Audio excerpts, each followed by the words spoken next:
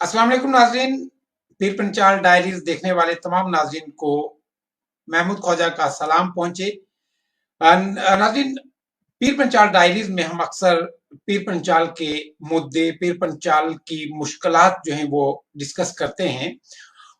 अभी पीर पंचाल के अंदर जब होम मिनिस्टर साहब का दौरा हुआ, उस पर भी आज हम डिस्कस करेंगे। आज मेरे साथ दो नौजवान चेहरे मौजूद रहेंगे। मेरे साथ मौजूद हैं स्क्रीन पे एडवोकेट मोहम्मद जुल्करनैन चौधरी, और मेरे साथ मौजूद हैं गुरदेव सिंह ठाकुर जी, जो पहाड़ी एसटी मोर्चा के एग्जीक्यूटिव मेंबर भी हैं और भारतीय जनता पार्टी के सीनियर लीडर हैं। दोनों पैनलिस्ट का मैं खैर मकदम करता हूं प्रोग्राम में। बहुत बहुत शुक्रिया ख्वाजा साहब। बहुत बहुत शुक्रिया ख्वाजा साहब, बहुत बहुत शुक्रिया। बहुत शुक्रिया। जुल्करनैन साहब, पहले मैं आपसे शुरुआत करूंगा। पीर पंचाल की अगर हम बात करेंगे, पीर पंचाल को किस तरह से देखते हैं आप? डेवलपमेंटल इशू की बात की जाए, रोजमर्रा की जो मुश्किलात हैं आम जनता, किस तरह देखते हैं, कितनी तब्दीली है? ख्वाजा साहब, आपने वक्त दिया और आज इस मुद्दे को लेकर आपने चर्चा करना समझा। मैं समझता हूं कि बड़ा ही इम्पोर्टेंट विषय है। सबसे पहले आपकी वसादत से आज ईद मिलादुन नबी है और इसके ऊपर हम पूरे अपने हिंदुस्तान की आवाम को और बिलखसूस रियासत जम्मू व कश्मीर की आवाम को मुबारकबाद पेश करेंगे। आज का दिन हमारे लिए बहुत ही बड़ा दिन है।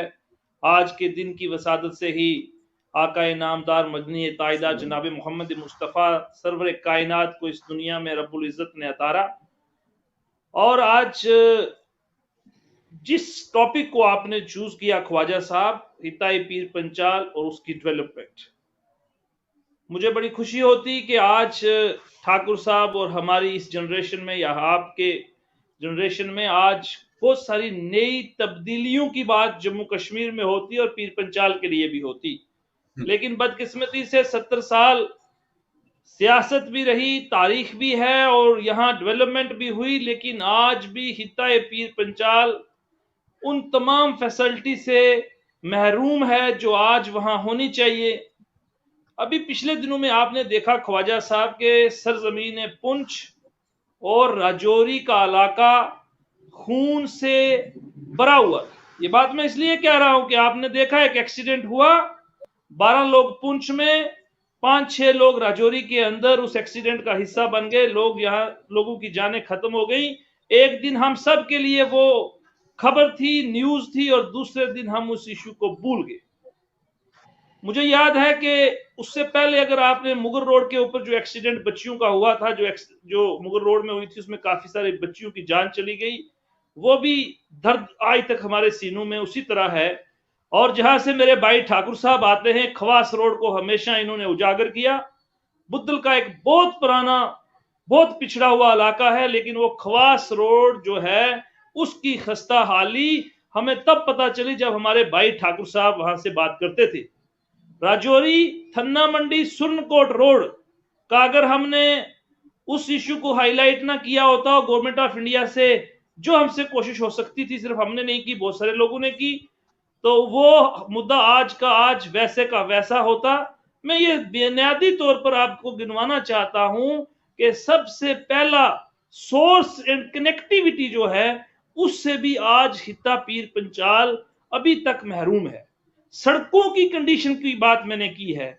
वहीं अगर मैं बात करूं तो ट्रांसपोर्ट बात का है, पहले सड़कें होनी चाहिए, फिर उसके ऊपर गाड़ियां होंगी, उसके बाद जिंदगी आपकी का जुड़ाव जो है वो शहर से, यानी कि हमारी 70% आबादी आज भी रूरल एरिया में बसती है, तो वो टाउन तक पहुंचेगी। वो कनेक्टिविटी का जरिया सड़कें थी और सड़कों के अलावा ट्रांसपोर्ट थी। उस पर जम्मू कश्मीर और खास करके हिता पीर पंचाल आज भी इस मुश्किलात से दो चार है, सड़कों पर गाड़ियां नहीं है। दूसरी बात मैं बात करूंगा एजुकेशन को लेके।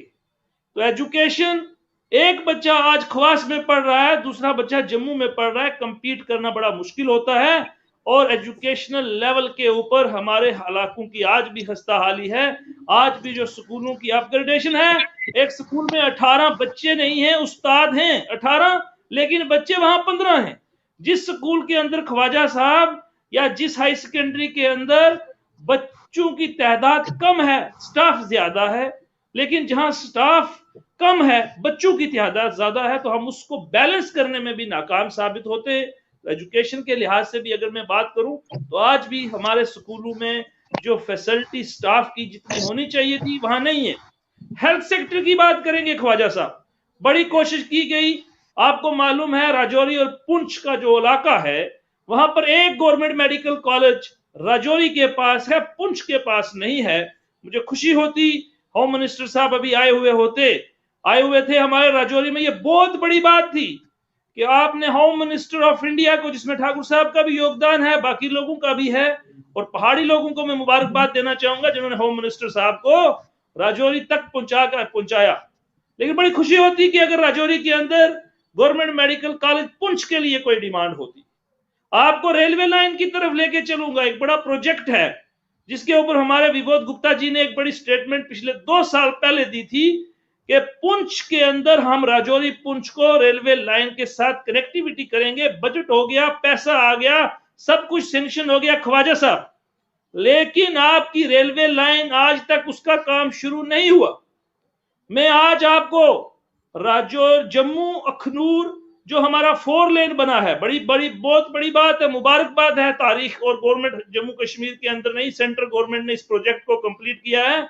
मैं सेंट्रल गवर्नमेंट को मुबारकबाद देना तो चाहूंगा, लेकिन वहीं एक बड़ा ब्लंडर आप देखिए, अखनूर से पुंछ तक जो हमारा हाईवे है वो तारीख का पहला बड़ा ब्लंडर होगा कि 3 लेन कोई रोड बनने जा रही है। हमने कभी नहीं सुना 2 लेन, 4 लेन, 6 लेन होता है, लेकिन ये पहला बड़ा ब्लंडर है कि Akhnoor to Poonch 3 lane road का काम चल रहा है। अभी मैं पिछले दिनों में देख रहा था कि बात हमारे होम मिनिस्टर साहब भी राजौरी में कह रहे थे कि हम इसको 4 लेन के साथ कनेक्टिविटी कर रहे हैं, लेकिन आप मौके पे जाके देखेंगे ये 4 लेन नहीं है बल्कि 3 लेन का काम चल रहा है। सरकार के एक्सचेकर को इस तरीके से डैमेज किया जाता है, नुकसान पहुंचा जाता है, अगले 5 साल के बाद फिर 4 लेन में कन्वर्ट करेंगे। तो आप अंदाजा लगा सकते हैं कि सरकार का जो एक्सचेकर है उसका कितना बड़ा मिसयूज होता है और आवाम की दिक्कतें और परेशानियां भी इसी तरीके से बढ़ जाती हैं। तो 3 मुद्दे मैंने आपको गिनवाए,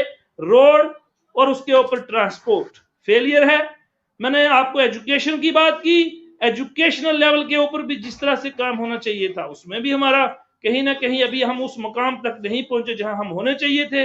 और मैंने आपको हेल्थ सेक्टर से रूबरू कराया, तो मैंने उसमें भी आपको बताया कि आज भी हमारे लोग, आज एक डिलीवरी का मामला होता है, मैं फिर आपको खवास ले चलूंगा, वहां से पेशेंट को हॉस्पिटल पहुंचाने तक वो या तो डिलीवरी रास्ते में हो जाए तो बड़ी अच्छी बात है, कामयाब हो जाए, नहीं तो वो औरत मर जाती है, क्योंकि सड़कों के जंप इतने बड़े बड़े हैं और एम्बुलेंस अवेलेबल नहीं है। तो हालात आज भी बहुत ही कोशीदा हैं, आज भी परेशान हाल अवाम है। तो मुझे लगता है कि अगले 5-10 साल अगर बहुत मेहनत की जाएगी, उसके बावजूद हमें आगे बढ़ने में अभी काफी वक्त लगेगा ख्वाजा साहब। बिल्कुल। ठाकुर साहब, मैं आपके पास आता हूं और भी हम आगे बात करेंगे। सबसे पहले मैं जो जुल्करनैन साहब ने बातें बताई उन्हीं को कंटिन्यू करूंगा। किस तरह से देखते हैं health sector, education sector, road connectivity, बिजली को?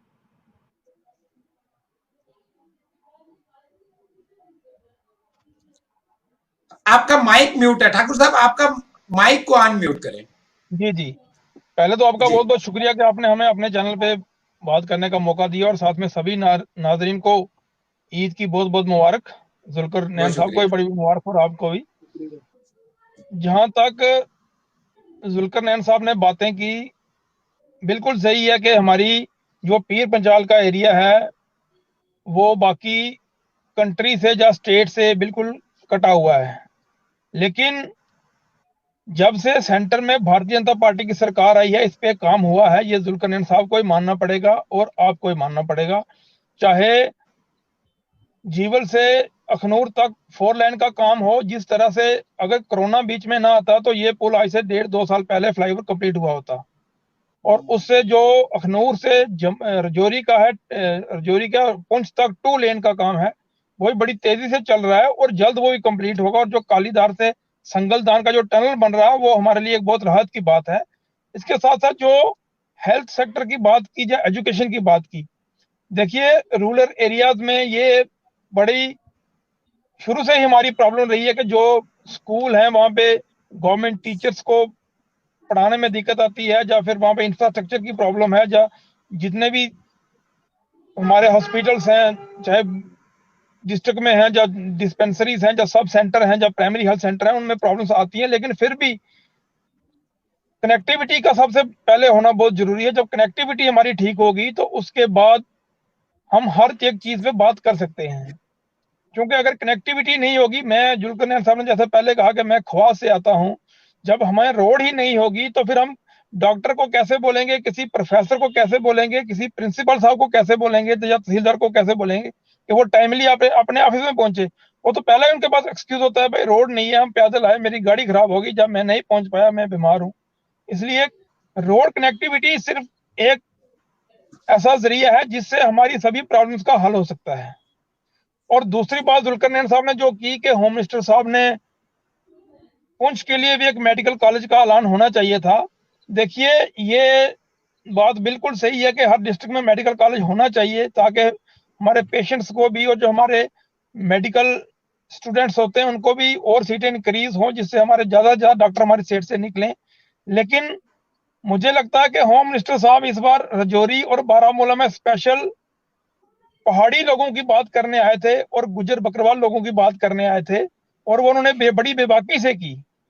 चाहे उन्होंने गुज्जर बकरवाल लोगों की बात की कि उनको फर्स्ट टाइम रिजर्वेशन मिल रही है जम्मू कश्मीर में, जो शायद 1996 में मिलनी चाहिए थी लेकिन किसी वजह से नहीं मिल पाई। उसके बाद उनके फॉरेस्ट राइट एक्ट्स मिले हैं, उनको राइट्स मिले हैं। और पहाड़ी लोगों के लिए भी होम मिनिस्टर साहब ने खुल के कहा कि हम उनको शेड्यूल ट्राइब स्टेटस देने जा रहे हैं। लेकिन उन्होंने साथ साथ में ये कहा कि जो गुजर और बकरवाल गद्दी सीपी जिनको ऑलरेडी 10% रिजर्वेशन स्टेट में है, उसके अलावा हम पहाड़ियों को देंगे। ये हमने भी जब हमारा एक डेलीगेशन दिल्ली में होम मिनिस्टर साहब से मिला था 13 लोगों का, तो हमने उनसे कहा था कि हमें जो हमारे गुज्जर बकरवाल या गद्दी सीपी भाई जम्मू कश्मीर में उनका हिस्सा नहीं चाहिए, हमें अलग से चाहिए। और ये नेचुरल भी है कि जब एसटी और एससी की जो रिजर्वेशन है वो डायरेक्टली प्रोपोर्शनल टू पॉपुलेशन है, जब पहाड़ी लोग उसमें ऐड होंगे तो वो नेचुरली बढ़ जाएगी। इसलिए मैं जुल्कर नैन साहब को मुबारकबाद देता हूं कि अब पहाड़ी भी आपके साथ जम्मू कश्मीर में एसटी कोटे में आ रहे हैं, और ये बहुत अच्छी बात है। क्योंकि जो 1991 में गवर्नमेंट से एक बड़ी गलती हो गई थी, और उस गलती का खमियाजा पीर पंचाल ने खासकर ये पिछले 25 साल या 30 साल भुगता है, क्योंकि हमारे दोनों बरादरियों में फिरका फिरकी आ गई थी, हम एक दूसरे को गलत नजर से देखने लगे थे। लेकिन मैं गवर्नमेंट ऑफ इंडिया का और अमित शाह जी का धन्यवाद करता हूं कि अगर पहाड़ियों को भी दिसंबर में शेड्यूल ट्राइब स्टेटस मिलता है तो फिर हम एक पेज पे आ जाएंगे, फिर हम लोगों में वो फरका फरकी खत्म हो जाएगी, चाहे वो पॉलिटिक्स में हो, चाहे वो नौकरियों में हो, या किसी दूसरे में हो। ये जुल्कर नैन साहब भी बहुत अच्छी तरह जानते हैं कि पहाड़ियों की हालत भी इतनी अच्छी नहीं है। रूरल एरियाज में या दूसरे में 5-10% पॉपुलेशन, 15% पॉपुलेशन हो सकती है जो वेल ऑफ हो, लेकिन ओवरऑल देखा जाए तो हमारा सेम ही सब कुछ है। जब रोड कनेक्टिविटी नहीं तो फिर पहाड़ी कहां से ठीक हो सकता है, और गुज्जर बकरवाल को कहां से नहीं ठीक हो सकता है। इसलिए हम उनका भी धन्यवाद करते हैं कि अगर वो पहाड़ी कबीले को शेड्यूल देते हैं तो हम सब एक पेज पे आएंगे, और जो बड़ी खाई बन रही थी हमारे दोनों बरादरियों के बीच, उसको खत्म करने का काम सेंट्रल गवर्नमेंट करने जा रही है। जुल्कर नैन साहब, मैं आपसे ये समझना चाहूंगा कि पीर पंचाल की अगर लीडरशिप की बात की जाए, हर पार्टी के लीडर यहाँ हैं, तो किस तरह से पीर पंचाल की डेवलपमेंट के लिए जो हमारे एक्स लेजिस्लेटर हैं या अपकमिंग जो लोग पॉलिटिक्स में आ रहे हैं, उनको किस तरह से एक प्लेटफॉर्म पे आना चाहिए, खवा वो किसी भी पार्टी से ताल्लुक रखते हूं, for the Pir Panchal development? Khwaja Sahab, ये बड़ा ही इंपॉर्टेंट ये क्वेश्चन भी है, और आप देख रहे हैं कि हिता पीर पंचाल में लीडरशिप की कोई कमी नहीं है। अगर हम पूरे जम्मू कश्मीर की बात करें, राजौरी पुंछ की लीडरशिप को इस वक्त पूरा जम्मू कश्मीर देखता है, और जम्मू कश्मीर के अंदर ये माना जा रहा है कि हिता पीर पंचाल का हर बच्चा जो है वो लीडर है, और हर अवाम, कई बार हमें ये ठाकुर साहब को भी मालूम है, यहाँ कोर्ट में भी जब बात होती है तो वो कहते हैं यार तुम्हारे इलाके में तो सब लोग लीडर है, तुम सब लीडर हो। तो हम इस बात को फख्र, बाइस से फख्र समझते हैं, और ये बहुत बड़ी बात है कि हिता पीर पंचाल की जितनी आवाम है उनको ये समझा जाता है कि हर घर में लीडर है, तो ये तो बहुत बड़ी बात है, लेकिन सब लीडर हैं तो कोई लीडर नहीं है। ये बात मैं इसलिए कह रहा हूं कि हम सब लीडर, हमारा कोई लीडर नहीं, तो तब तक तमीर और तरक्की नहीं हो सकती। जिस तरह अभी ठाकुर साहब भी कह रहे थे, क्योंकि जो वोट बैलेंस है वो यहां तो मजहब के नाम पे है, लेकिन हिता पीर पंचाल के अंदर जो नई जदोजहद और जो चलती आ रही है, जो जातिवाद की के बाद के ऊपर इलेक्शन होता है, और जब हम गुज्जर और पहाड़ी के नाम पे बटकर इलेक्शन में कंटेस्ट करते हैं, तमीर और तरक्की फिर नहीं हो सकती। तमीर और तरक्की तभी हो सकती है कि जब लोग डेवलपमेंटल इशू के ऊपर इलेक्शन कंटेस्ट करेंगे, जब मुद्दे के ऊपर लीडर की काबिलियत को देखकर लोग वोट करेंगे, तभी तमीर और तरक्की का काम हो सकता है ख्वाजा साहब। वरना जिस तरीके से हम पिछले कई सालों से इसी तरह पीसे जा रहे हैं, इसी तरह पिसते रहेंगे। और क्योंकि लीडर को मालूम है, वो बड़ी अच्छी सियासत खेल लेते हैं, उनको मालूम है कौन सी जगह हमने कौन सा इंजेक्शन लगाना है जिसका रिएक्शन हमारे लिए बड़ा मुफीद आम है।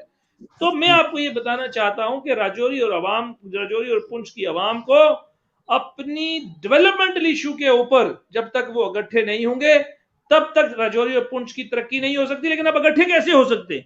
इकट्ठे होते नहीं है। वो उसकी बड़ी वजह यह है कि कुछ लोग कांग्रेस में हैं, कुछ एनसी में हैं, कोई पीडीपी में है। और जब तक हमने एक बात कही भी थी, लेकिन वो बात चल नहीं रही है, लेकिन लोगों का सपोर्ट जब तक नहीं आएगा कि हमारा इस हिता पीर पंजाल को एक हिल डेवलपमेंट काउंसिल डिक्लेयर किया जाए, क्योंकि ये टोटली ज्योग्राफिकली अगर हम बात करेंगे, यहाँ के लोगों का रहन सहन, यहाँ का ज्योग्राफिकल कंडीशन, यहाँ का लाइवलीहुड टोटली डिफरेंट है। देखिए, हिता पीर पंजाल के अंदर कनक और मक्की के अलावा और घास कटाई के अलावा तीसरी कोई चीज नहीं है। देखिए, कश्मीर के अंदर लोगों के पास जो हॉर्टिकल्चर है वो कितने बड़ा अरूज पे है, तरह तरह के वहां पर जो फ्रूट की कल्टीवेशन है वो होती है, लेकिन पीर पंचाल के अंदर नहीं होती। जम्मू जो है वो प्लेन है, यहाँ की जो डेवलपमेंटल, यहाँ का लाइफस्टाइल इज टोटली डिफरेंट। इसी तरह अगर हम हिता चिनाब वैली की बात करेंगे, उन लोगों की मुश्किलात और हमारी मुश्किलात बिल्कुल बराबर जैसी हैं, क्योंकि रोजगार के अलावा, चाहे वो पीर पंचाल है चाहे वो चिनाब वैली है, उनके अलावा लाइवलीहुड का कोई दूसरा जरिया नहीं है, दूसरा जरिया माश कोई नहीं है। आज देखिए, टूरिज्म के लिहाज से हम हिता पीर पंचाल को आगे बढ़ा सकते हैं, लेकिन कहां तक हम उस चीज में कामयाब होंगे, हमारे पास कहां से टूरिज्म आएगा? देखिए, जम्मू वाला उठ के हमारे पास नहीं जाना चाहता, हालात वैसे नहीं है। पहले तो हम मिलिटेंसी के मारे हुए लोग हैं, कल तक तो राजौरी पुंछ में कोई आता नहीं था, आज तो बड़े अच्छे हालात हो गए। और इसमें कोई शक की बात नहीं कि भारतीय जनता पार्टी जब तक जम्मू कश्मीर में जब से आई है, इसमें मैं कोई दो राय नहीं है, क्योंकि मेरी कोई पॉलिटिकल एफिलिएशन नहीं है, तो मैं हमेशा जो अच्छी बात होती है जिस पार्टी की, उसको उजागर करता हूं। इसमें कोई शक नहीं कि पिछले 8-9 सालों में जब से भारतीय जनता पार्टी आई है, पैसा देने में उन्होंने कोई कमी नहीं की। हाँ, ये कमी हो सकती है कि ग्रास रूट लेवल में कहीं अगर वो इंप्लीमेंटेशन प्रॉपर नहीं हुई, लेकिन उन्होंने अपने दरवाजे खुले रखे, और खास करके पीर पंचाल को तो उन्होंने कभी मना नहीं किया। होम मिनिस्टर साहब के पास ठाकुर साहब जाते हैं, इनके साथी जाते हैं, तो ख्वाजा साहब, ये कम बात है कि पूरा जम्मू कश्मीर देख रहा है और होम मिनिस्टर साहब राजौरी के अंदर प्रोग्राम कर रहे हैं, बारामूला के अंदर कर रहे हैं। ये बहुत बड़ी बात थी कि राजौरी उस दिन इंटरनेशनली फिक्र बना हुआ था कि राजौरी और थन्ना मंडी, ये सारे इलाके, पुंछ, तो इन इलाकों के अंदर जब होम मिनिस्टर, प्राइम मिनिस्टर खुद विजिट करने लगेंगे, तमीर और तरक्की का काम आगे बढ़ेगा। लेकिन आपके सवाल पे ये मैं कहना चाहूंगा कि लोगों को इस जात से, जातिवाद से ऊपर जब तक नहीं उठेंगे, एक प्लेटफॉर्म पर आकर हम राजौरी और पुंछ के लिए, जैसे हम हिल डेवलपमेंट काउंसिल की बात करते हैं, आज देखिए लद्दाख कल तक कहां था, आज लद्दाख यूनियन टेरिटरी अपने आप में बन गया। आज लद्दाख के अंदर हाईकोर्ट बनने जा रहा है। आज लद्दाख के अंदर टूरिज्म सिर्फ बॉम्बे से, अमेरिका से, लंदन से फ्लाइटें डायरेक्ट लैंड हो रही हैं। कहां? लद्दाख के अंदर। हम भी जाना चाहते हैं, पूरा जम्मू कश्मीर जाना चाहता है लद्दाख के अंदर। तो क्या राजौरी और पुंछ में ऐसा नहीं हो सकता? हो सकता है। अभी मैं पिछले अरसे में मसूरी गया हुआ था, तो हमने वहां देखा कि बिल्कुल छोटी सी कोई 50,000 की आबादी वहां रहती है, लेकिन उस इलाके को इस तरह डेवलप किया हुआ है, जैसा आपका डीकेजी को हम वैसा डेवलप कर दें, आपके बीजी को वैसा अगर डेवलप किया जाए, तो आपको कुछ करने की जरूरत नहीं। आपका लड़का अगर शहर में बाहर बैठ के अंडे की शाम को रेडी लगाएगा, मोमोज बेचेगा, आप यकीन मानेंगे कि वो भी 2000-3000 रुपया कमा के घर में जाएगा। लेकिन ये बातें कब होंगी? जब अमन होगा, जब शांति होगी, जब यूनिटी होगी, जब वहां के इलाके को हम इस लेवल पे डेवलप करेंगे।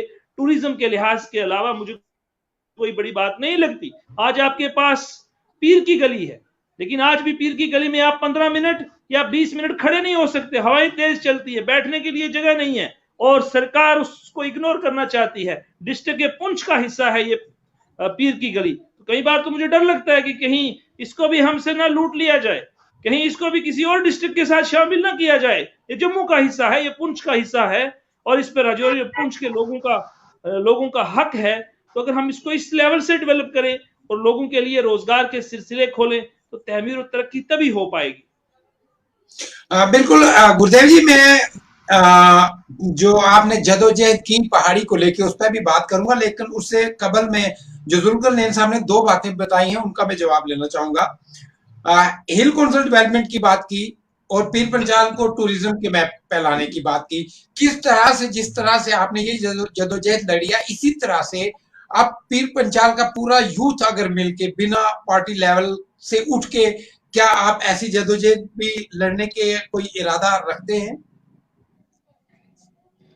देखिए, ये बात बिल्कुल सही है जो जुल्फिकार नैन साहब ने बोली कि पीर पंचाल में टूरिज्म का बहुत बड़ा एक जखीरा है, लेकिन बदकिस्मती से जो पिछली गवर्नमेंट्स रही उन्होंने कभी पीर पंचाल पे इस बात का ध्यान नहीं दिया। और अभी पीछे रिसेंटली एक प्रोजेक्ट जो शक्कर मार्ग का प्रोजेक्ट है, जिनमें 7 लेक्स आती हैं, उनको कनेक्ट करने के लिए 200 करोड़ रुपए का एक प्रोजेक्ट ऑलरेडी पाइपलाइन में है, बड़ी जल्दी वो शुरू होने वाला है। और अगर वैसे 2000 प्रोजेक्ट और हमारे पीर पंचाल में आते हैं तो इसमें कोई शक नहीं कि जो टूरिस्ट श्रीनगर में जाते हैं वो वाया मुगल रोड पुंछ राजौरी में 2 दिन रुक के जाएं तो हमारी जो इनकम सोर्स है वो बढ़ेगा। चाहे जो टूरिस्ट बाया पत्नी टॉप श्रीनगर जाएगा, अगर वो बाया राजौरी से होके एक दिन डीकेजे में रुके, एक दिन पुंछ में रुके, उसके बाद एक दिन पीर की गली में रुके, तो हमारे लिए तो वो सोने पे सुहागा है। लेकिन उस पर काम करने की जरूरत है, नौजवानों को आगे आने की जरूरत है। देखिए, कोई भी डेवलपमेंट का प्रोजेक्ट है उसके लिए एक लीडरशिप की जरूरत होती है जो स्ट्रांग लीडरशिप हो। हमारी बदकिस्मती ये रही कि पीर पंचाल को कभी वहां से कोई मेंबर पार्लियामेंट जीत के नहीं आया। अगर चौधरी तालू साहब एक बार जीत कर आए तो वो भी बाई इलेक्शन में साल या 6 महीने के लिए जीत के आए। और अब हमारी ये बदकिस्मती रही कि हमें राजौरी पुंछ को जम्मू से तो ला किया, लेकिन उसको उस साइड लगा दिया और हमारी 8 सीटें हैं और 10 सीटें उनकी हैं, तो वहां पर हमारा मेंबर पार्लियामेंट बनना इतना आसान नहीं है। और डेवलपमेंट के लिए, टूरिज्म के लिए मेंबर पार्लियामेंट का इंटरेस्ट उसमें बहुत जरूरी है, क्योंकि मैक्सिमम पैसा पार्लियामेंट से आएगा और पार्लियामेंट में ऐसा हमारा लीडर होना चाहिए जो ना गुजर हो, ना पहाड़ी हो, ना कोई दूसरा तीसरा हो, वो पीर पंचाल का लीडर हो। जैसे गुलाम नबी आजाद साहब आते हैं चनाब वैली से, या और हमारे कुछ लीडर हैं, फारूक अब्दुल्ला साहब श्रीनगर से आते हैं, महबूब, इस किस्म का लीडर, कद्दावर लीडर हो जो सभी को एक नजर से देखे, तो डेवलपमेंट की बात हम कर सकते हैं। और अगर हम उसी पुराने जुमले में फंसे रहेंगे, वो गुजर है, वो पहाड़ी है, उसको जिताना है, उसको हराना है, तो फिर हम बढ़ते रहेंगे। अगर हम एक लेवल पे आके वोटिंग नहीं करेंगे, कोई कांग्रेस को देगा, कोई बीजेपी को देगा, तो हमारा ध्यान कोई नहीं रखने वाला, क्योंकि लोगों को पता चलेगा जो भी पॉलिटिक्स होती है वो वोट पे ही होती है। जब आप एक जगह वोट नहीं डालेंगे तो आपको वैसा रिस्पांस गवर्नमेंट से या अपने मेंबर पार्लियामेंट से नहीं मिलेगा। और दूसरी बात मैं आपको बताऊं कि जो हमारा राजौरी और पुंछ है उसमें बिजनेस के बड़े अपॉर्चुनिटीज हैं। अगर हमें अखरोट का ही बिजनेस वहां पे हम करें, हमें अच्छे अखरोट के पेड़ दिए जाएं या ऐसी कोई मुहिम चलाई जाए। राजौरी और पुंछ में अखरोट का बहुत बड़ा जखीरा है और अनारदाना होता है, दूसरे तिमरू वगैरह, इस पे काम करने की जरूरत है। अगर काम करें, लीडर उस पर ध्यान दें, बिजनेस की मंडियां बनाई जाएं। नारदाने का एक बहुत बड़ा बिजनेस है, उसकी डिमांड भी बहुत है, लेकिन उस लेवल पे कोई अवेयरनेस नहीं है, लोगों को अवेयरनेस नहीं। अगर लोग नारदाना कहीं से लाते भी हैं तो वो बेचेंगे कहाँ, जगह ही नहीं है। जम्मू आके बेचेंगे, आधा सड़ जाएगा, उनको पता ही नहीं है कि वहां पे रेट क्या है, वहां से वो किस रेट में खरीदेगा। इसलिए अवेयरनेस की जरूरत है, इस पे काम करने की जरूरत है। जो डिपार्टमेंट्स इनसे डील करते हैं वो अवेयरनेस कैंप लगाएं, गांव गांव तक जाएं, उनको बताया जाए कि अगर आप इस पे काम करेंगे आपको इसका इतना फायदा होगा। और फिर लोग इंटरेस्ट से काम करें। तो मुझे लगता है कि पीर मिसाल में बहुत बड़ा जखीरा है डेवलपमेंट का, चाहे टूरिज्म के लिहाज से हो या कोई दूसरे खेती बाड़ी के लिहाज से हो या फ्रूट के लिहाज से हो, लेकिन उस पर काम करने की जरूरत है। जिस तरह श्रीनगर में आप देखें सेब के ही बाग है, लेकिन वहां पे प्रॉपर मंडियां लगती हैं। बॉम्बे के जो बिजनेस मैन है, जो दिल्ली का जो कस्टमर है, उसको पता है कि श्रीनगर का सेब है। इसी तरह रजौरी पूंछ में भी अगर हमारे कुछ, जैसे मैं आपको बताऊं राजमा जो है बहुत मशहूर है, राजनगरी राजमा बहुत मशहूर है, लेकिन उसे कभी उस लेवल पे लाया ही नहीं गया। अगर उस लेवल पे लाया जाए तो लोगों को पता चले कि राजनगर में इस लेवल की देसी राजमा होती है, तो वो लोग वहां पे अप्रोच करें। किसी को पता नहीं, जुल्कर नाम साहब मुझे बोल देंगे ठाकर साहब मेरे लिए 2 किलो राजमा ले आना, वो उसको बोलेगा, तो जब मंडी नहीं लगेगी तो फिर बिजनेस कैसे होगा। इसलिए इस पे प्रॉपर चैनल से अगर काम किया जाए तो हमारा पीर मिसाल बहुत आगे जा सकता है। ठाकुर साहब, आखिरी सवाल मेरा ये रहेगा कि होम मिनिस्टर साहब का दौरा हुआ राजौरी का, उसमें पहाड़ी जो ट्राइब्स हैं उनको भी यकीन दिलाया गया कि आपको भी इस एसटी के जुमरे में लाया जाएगा। गुरुदेव साहब क्या समझते हैं, कितनी देर, कितना टाइम लग सकता है इस चीज को अमली जामा पहनाने में? देखिए ख्वाजा साहब, पहले तो हमारे लिए बहुत बड़ी बात है कि अमित शाह जी जैसा home minister, powerful home minister, powerful leader Rajouri में और बारामूला में आके ये बात करता है कि हम पहाड़ियों को शेड्यूल टाइप स्टेटस देंगे या उनका हक देंगे। और दूसरी बात है कि जो मैंने पहले भी कहा कि जो 1991 में किसी वजह से गवर्नमेंट से गलती हो गई थी, उसको रेक्टिफाई करने का टाइम आ गया है। अगर इस वक्त भी पहाड़ियों को शेड्यूल टाइप स्टेटस मिल जाता है और पूरे इलाके को एक नजर से देखा जाता है, तो हमारे इलाके की डेवलपमेंट पहले होगी। देखिए अभी पिछले 1 साल में जब से यूटी बनी है, 2 साल में, क्योंकि बीच में 2 साल कोरोना का भी रहे, उसमें तो सब कुछ डिस्टर्ब रहा। यूटी बनने के बाद ट्राइबल अफेयर मिनिस्ट्री की तरफ से इतना पैसा आया है कि हम कह नहीं सकते, और वो उतनी पॉपुलेशन के लिए आया है जितने को ऑलरेडी एसटी मिला हुआ है। और जब दूसरे लोग, क्योंकि रजौरी में मुझे लगता है 60-40 की रेशियो होगी, 60% एसटी है, बाकी 40% एसटी और 60% पहाड़ी है। और जब वो 60% के लिए भी ट्राइबल्स का पैसा आएगा तो वो डबल नहीं ट्रिपल हो जाएगा, और उससे बहुत बड़ी डेवलपमेंट होने वाली है। और दूसरी बात यह है कि मुझे लगता है कि जिस तरह से माननीय अमित शाह जी ने कहा है कि जो जीडी शर्मा जी की कमीशन की रिपोर्ट थी वो सेंट्रल गवर्नमेंट को आरजीआई को सबमिट कर दी गई है, एडमिनिस्ट्रेटिव प्रोसेस चल रहा है, और बहुत जल्द पार्लियामेंट का जो नेक्स्ट सेशन आने वाला है विंटर में, उसमें पहाड़ियों के लिए शेड्यूल स्टेटस का ऐलान हो सकता है। और हम पूरी उम्मीद है कि आने वाले इलेक्शन से पहले पहले पहाड़ियों को भी शेड्यूल स्टेटस मिलेगा, ताकि हम भी रजौरी पूंछ में जो बाकी हमारी उड़ी करना टिटवाल इस पहाड़ी लोग रहते हैं, उनको भी इलेक्शन लड़ने का मौका मिलेगा। गुरुदेव जी, मैं ये समझना चाहूंगा, क्या ये हतमी फैसला होगा या कोई ऑर्डिनेंस की शक्ल में आएगा? देखिए जिस तरह से अमित शाह जी ने स्टेज से कहा, मुझे नहीं लगता कि वो ऑर्डिनेंस लाएंगे। वो पार्लियामेंट में बिल पास करके फाइनल फैसला होगा, क्योंकि हमारा जो 13 रुकनी डेलीगेशन जो उनसे पार्लियामेंट में मिला था, उन्होंने हमें कहा था कि मैं खुद रजौरी पूंछ और बारामूला में एक रैली करना चाहूंगा, मैं खुद आके लोगों से बात करना चाहूंगा।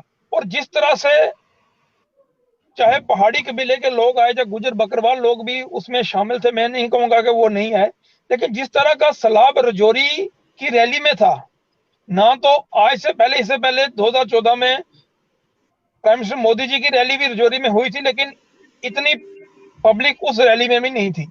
और मैं आपको बताऊं कि हमारी तरफ से जो पहाड़ी ट्राइब एसटी फोरम है, जिसका मैं स्टेट का एग्जीक्यूटिव मेंबर भी हूं, जो पहाड़ियों को एसटी के लिए जोर शोर से काम कर रही है। हमारी ग्राउंड लेवल तक, पंचायत लेवल तक हमारी टीमें बनी हुई हैं, और उन्होंने इस तरह से लोगों को मोबिलाइज किया, और लोगों का जोश देखते ही बनता था कि जिससे हमने बात की या नहीं की, लोगों ने नहीं देखा कि उनके लिए ट्रांसपोर्ट पहुंचा है। जिसके पास अपनी गाड़ी थी, जिसके पास ट्रक था, जिसके पास टिप्पर था, जिसके पास टाटा मोबाइल थी, हमने तो लोगों को ट्रैक्टर पे भी आते हुए देखा है। और मुझे लगता है कि अमित शाह जी बारामूला की रैली या रजौरी की रैली देखने के बाद उनको ऑर्डिनेंस करने की कोई जरूरत नहीं पड़ेगी, और वो फाइनली बिल पास करके पार्लियामेंट में हमें एसटी देंगे। गुरुदेव ठाकुर, आपका बहुत बहुत शुक्रिया, आपने आरएनए को टाइम दिया। जुल्फिकार नैन साहब, आपका भी बहुत बहुत शुक्रिया, आपने आरएनए के इस खास प्रोग्राम पीर पंचाल डायरीज में अपना टाइम दिया, वक्त दिया। नाज़रीन, ये थे हमारे साथ दो नौजवान चेहरे, गुरुदेव ठाकुर जो भारतीय जनता पार्टी के लीडर हैं और एसटी पहाड़ी फॉर्म के स्टेट एग्जीक्यूटिव मेंबर हैं। इन्होंने अपनी बात रखी और काफी बातें जो हैं वो सामने होके आई है, खासकर पीर पंचाल की डेवलपमेंट को लेके। तो आने वाले वक्त में उन्होंने ये कहा है कि वो टूरिज्म पे भी बात करेंगे, वो अगर हिल डेवलपमेंट काउंसिल पे भी नौजवानों को इकट्ठा करेंगे और किसी भी पार्टी से किसी भी किस्म से, यानी किसी भी सियासत से बाहर निकल के वो बात करेंगे। लिहाजा आज के प्रोग्राम खत्म करने से पहले, विदा लेने से कबल, रोजमर्रा की तरह मैं यही कहूंगा, आप जरूर हमें सोशल साइट्स पे, फेसबुक पे हमें फॉलो कीजिए, यूट्यूब, इंस्टाग्राम, ट्विटर पे जरूर फॉलो कीजिए और अपनी राय जो है वो जरूर दें। इसी के साथ अपने मेजबान महमूद ख्वाजा और आरएनए की पूरी टीम को इस शर्त के साथ आप इजाजत देंगे कि आप अपना बहुत बहुत ख्याल रखेंगे। खुदा हाफिज।